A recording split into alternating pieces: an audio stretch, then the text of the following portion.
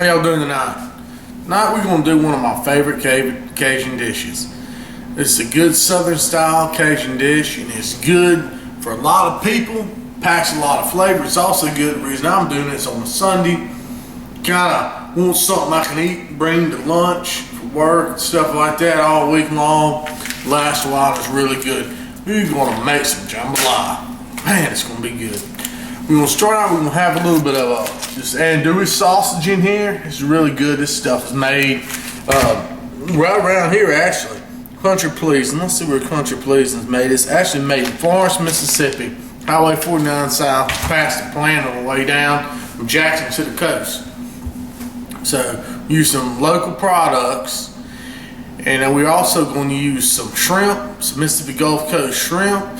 See what else I'm going to put down. I'm going to put some farm-raised chicken. I don't know where it was raised, but it's going to be good. One thing people say about jambalaya sometimes is got to have ham in it, and that's true. Real authentic jambalaya does have some ham. But we're going to put this andouille in there.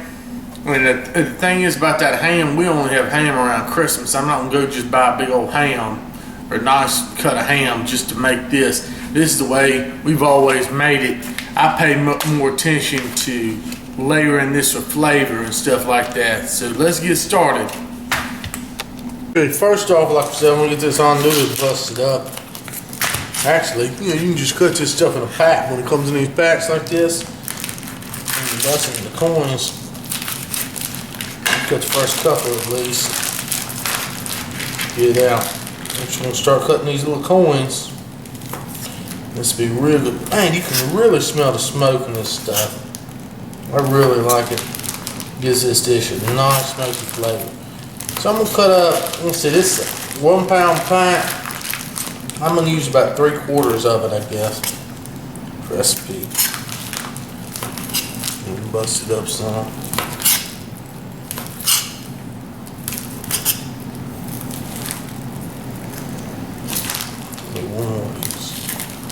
There we go. That'll be enough sausage. Okay, now what I want to do is start to brown this this sausage. I'm gonna go ahead, put a little bit of oil in the bottom of a cast iron Dutch oven here. Turn up to medium-high heat. Just gonna set these guys around. And we want to brown this sausage up. That way it'll be nice and crisp and have a good flavor to it, and won't just fall apart in the stew later. Go ahead and get these guys down in there. Okay, now I'm just turning these sausage coins here over. See how we got that nice little browning on that side? That's just what we want. Lots that good flavor in. We'll turn the rest of these over and cook for a minute on this side. Okay, now that they've got nice and brown, you see there, on both sides, I'm going to remove them and put them over here on this drip tray. Just drain a little bit, get any of that extra grease off of it. Now I'm going to turn this grease off here when we get to the next step. Okay, now for the part that really makes my recipe different than most all others you'll ever see. This is kind of an old grandma's secret type deal. What we got our chicken. We got some chicken thighs, okay? A lot of people use chicken thighs in here, but what I've done with mine here for an hour or two, I got some Louisiana hot sauce. Use your favorite hot sauce, crystal hot sauce, whatever it may be, and put on these. I use boneless, skinless thighs. You could use regular thighs if you want to. Let those marinate in that hot sauce for a little bit. Now we're going to put the magic on. Okay, I'm going to knock a lot of the excess hot sauce off there and just get them where they have a little nice coating. Outside, I'm going to lay them. I've got just a piece of foil here with a light coating of flour outside. Let's see if we can get to where you can see that. I laid them down on. You can do this however you want to. You get a light little coating of flour on that piece of foil. Now what I'm going to do, I'm going to take my little sifter here and I'm going to shake a little bit of flour. So I don't want a thick coating. So shake a little bit on this guy. This might not be the best way of doing this. I could have used my fish batter, but I just didn't feel like getting it all out and dirty it up and everything. Okay, so you see how I put a light coating zoom in there, wrong way, of flour on this side. Now I'm going to take this guy over, I'm going to kind of shake him a little bit. We'll do the same to the other side. With a light little coating of flour on top of that hot sauce. It's going to be good, y'all. Really good. Just want to, and I sift that flour so it's real fine. So what I've got is a light flouring on this here piece of chicken. And I'm going to set this guy over here to the side, away from other stuff. And we'll go ahead and get the other ones battered up like that. But you see how I'm kind of doing it? See how I'm doing it? That's a perfect little coating. That's another one I just did. And it's not fully battered. Some parts are missing. Everything's just got that light little bit of batter on there. And that's what we're looking for. We got another one here too. Looking for that light little coat of batter. Okay? Just spotty batter on there. Just a little bit of flour. Doesn't have to cover the whole thing. And I'm sorry I keep calling this batter. It's just an all-purpose flour. And then just barely sprinkling on there just like that. Perfect little coverage. Okay, now we've heated our oil back up over here that we cooked the sausage in. I got my chicken. Go ahead and let's pop this way here. Actually, make it a little bit easier. Start to cook some of this chicken. Make sure that oil's ready. Just kind of. Okay. Seems ready to me.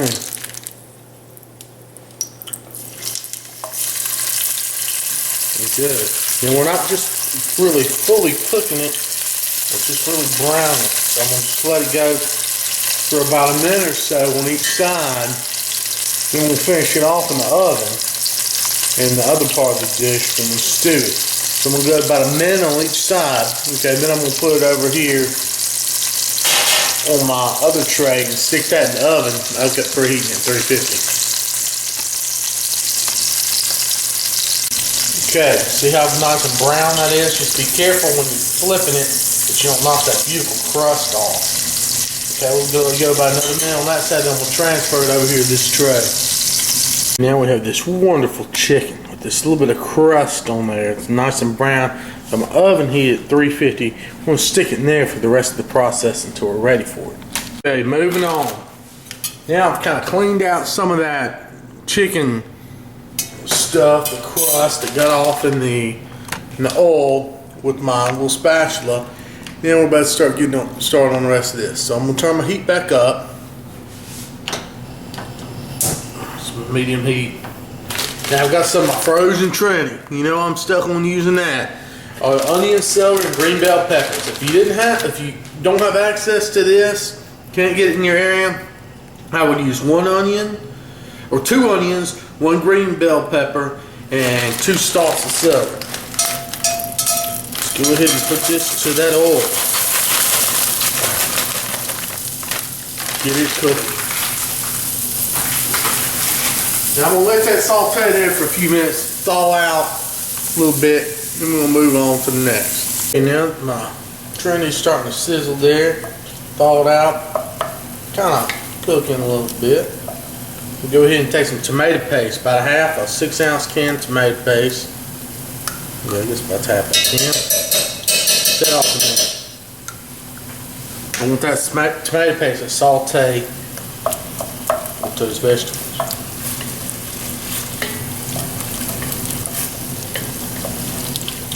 See, the tomato paste, we got some really good flavor when it gets cooking like this. So I'm going to mix that in.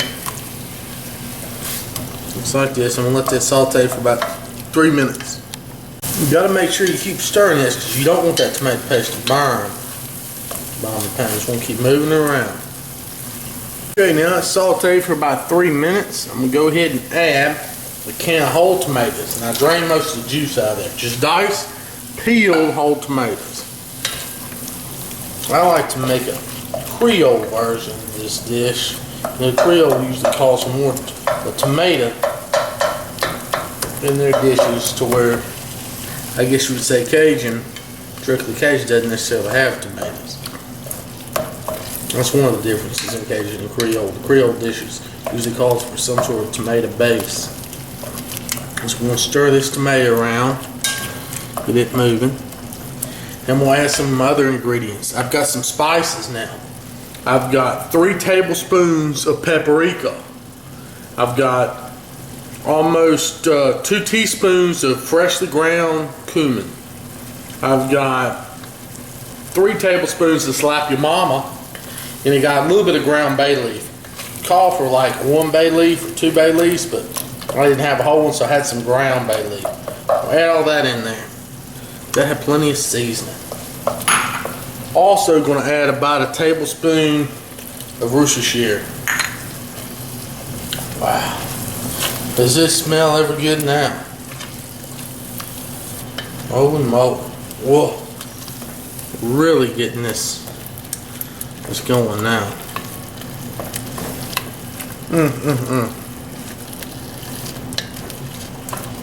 Stir that just for a minute. Now I've got some garlic. I'll put in there. I've got about 2 tablespoons minced garlic. Now this next step is totally optional. This is just me. I just like a big hunk of garlic every once in a while. You do not have to put this in here. This is not an original old recipe.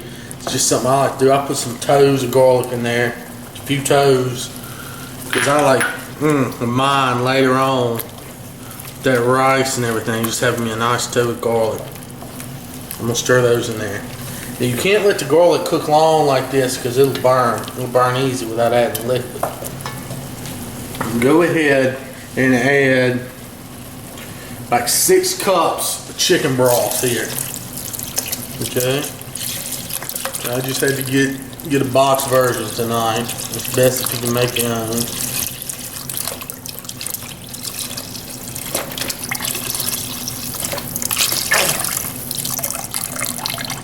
Really on. 6 cups of chicken broth. And normally what recipes do, they'd say, oh, let's go on and add the rice before they add that chicken broth. With mine, the way I do this chicken, I like to add that broth first. Now I'm about to add that chicken back in there. Now I got that wonderful partially breaded chicken right out of the oven. Don't taste any of it, because it's probably still not totally done. So what we'll do now, we're going to cut this up. One of the reasons I like to have that breading on there, not only does it help to give the flavor to the chicken, the nice crust, which it lends to be a little bit thickening to all that broth that I like to put. I put a little more broth than you normally put in jambalaya with this amount of rice. So we're going to go ahead and take this chicken, put some on a cutting board here. Let me back this up so you can see. And I'm just going to kind of hack it up a little bit. Just don't want to saw on it too much, because then you knock that beautiful crust off. Okay, so you want to cut it. This one I'm cutting long ways. I'm going to kind of turn around. I'm going to cut it short ways too. I made some little cubes, so you could actually have a fork. It'd work good to pull it apart. That's what I may do. We're just going to bust this chicken up. Now I'm going to put this chicken back in the pot in the boiling stew here, or the simmering stew.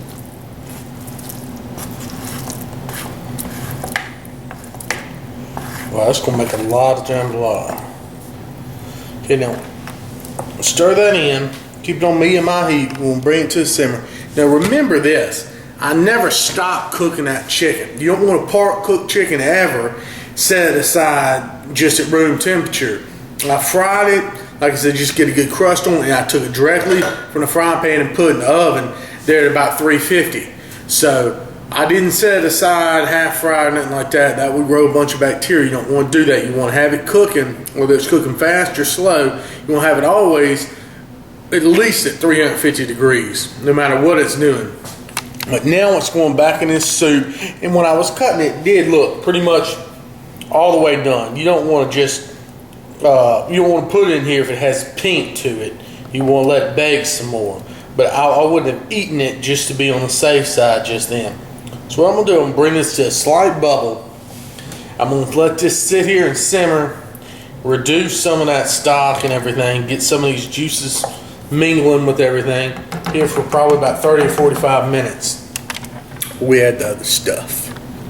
I'm going to be sure I add, it's probably about a pound, a little over these fresh shrimps. Okay, now that we've been simmering this for about 45 minutes, we'll turn my heat up. I'm going to bring it right back up to a boil a little bit because it's about time we're going to add the rice and we're going to add our seafood. We'll turn the heat up a little bit here. Okay, now that this has come back up to a pretty good little boil here, I'm going to add my rice. I got 2 cups long grain rice. Can't use no instant stuff here. Okay. Stir that in. Oh yeah, it's going to be good. Now, I'm going to put in about a pound of shrimp. Nice peeled Gulf shrimp.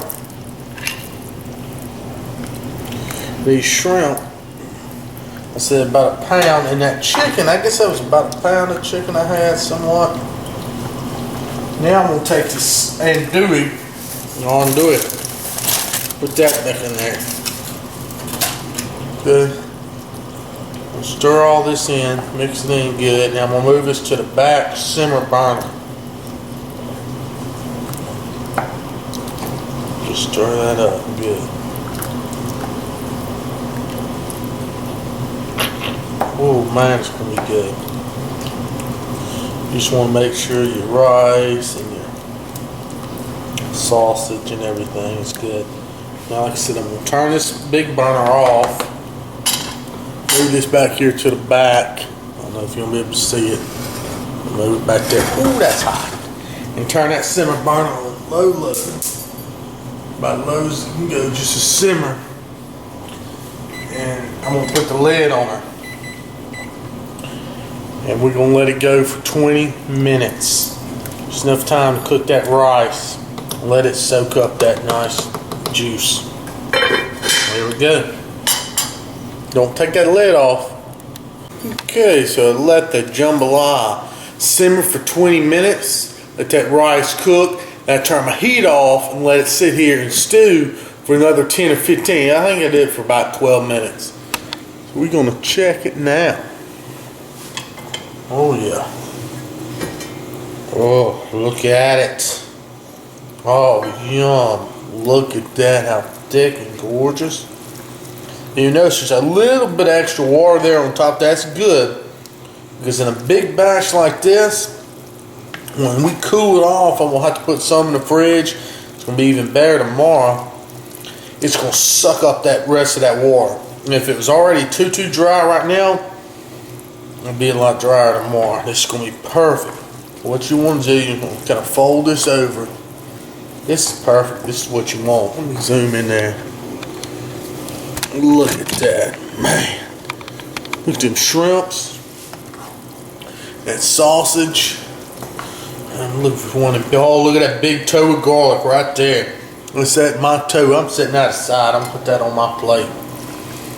Okay, this is good. We're going to serve this up now.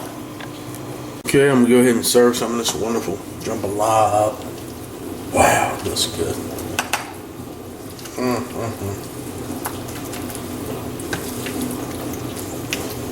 There we go.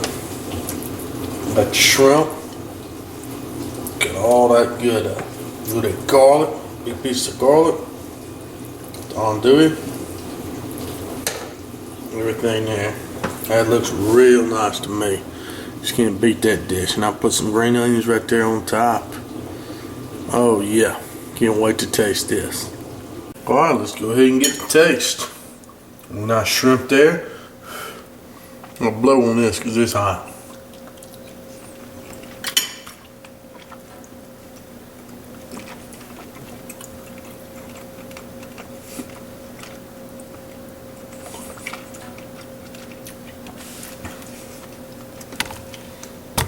That is fabulous. You really gotta try it. That's definitely one of my favorite Cajun Creole dishes.